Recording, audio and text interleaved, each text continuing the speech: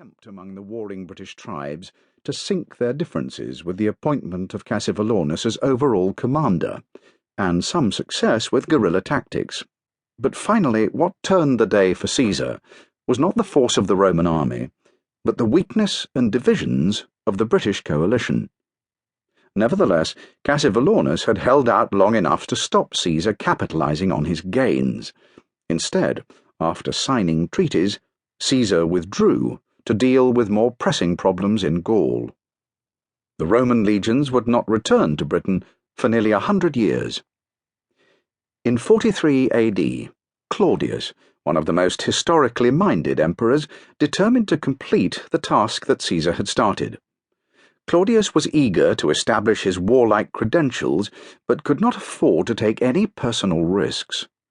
The result was that this second Roman invasion of Britain became as much a piece of theatre as a military expedition, with its two initial leaders effectively acting the corresponding roles of impresario and general.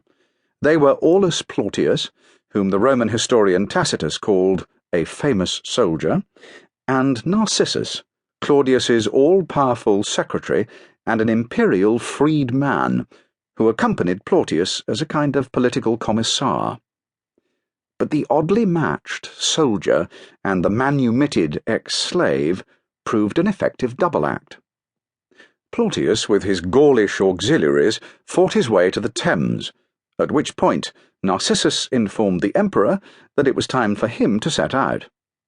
Claudius eventually arrived, complete with ceremonial elephants and a vast cavalcade, and stayed only 16 days. But it was long enough for him to take part in a set-piece campaign masterminded by Narcissus. He crossed the Thames at the side of his troops, caused the barbarians to come to hand in battle, and entered Colchester, capital of the Catuvellauni, in triumph. He was repeatedly acclaimed imperator by the troops and received the submission of no less than 11 British kings, and all this in barely more than a fortnight. The sense of theatrical artificiality was only heightened by the fact that when he had returned to Rome, Claudius immediately ordered a repeat performance. He took part in an even grander triumph and laid on a reenactment of the highlights of his campaign in the Campus Martius. The scenes included the assault and sacking of a town and the surrender of the British kings. We don't know who played the British kings, but Claudius, presiding in his general's cloak, appears to have played himself. Meanwhile, back in the real world of Britannia, the political situation was more complex. For in 43 AD, the Romans, whatever the textbooks might say, did not conquer Britain. Instead, in the smallest of small colonial wars, they defeated a single dominant tribe, the Catuvellauni, and took over their territories in the southeast. Outside this area, other tribal kings continued to exercise their sway under Roman protection. Indeed, the Romans added to their number by setting up the renegade British prince Cogidubnus as king of a new, artificially created tribe called, significantly, the Regnenses, the kingsfolk. The reason for this apparent generosity was straightforward.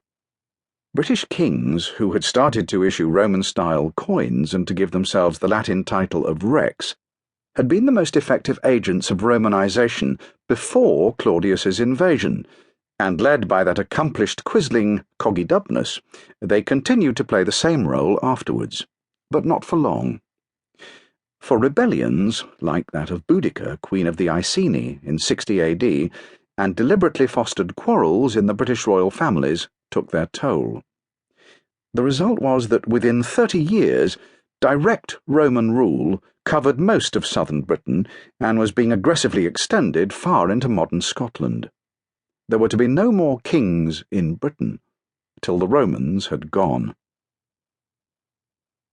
With the coming of direct Roman rule, Romanization became a matter of public policy. It was pursued especially effectively by Agricola, who was governor for the unusually long period of 6 years from 78 to 84 AD. Within a year of his arrival, he had embarked on a major building program, giving private encouragement and public aid to the building of temples.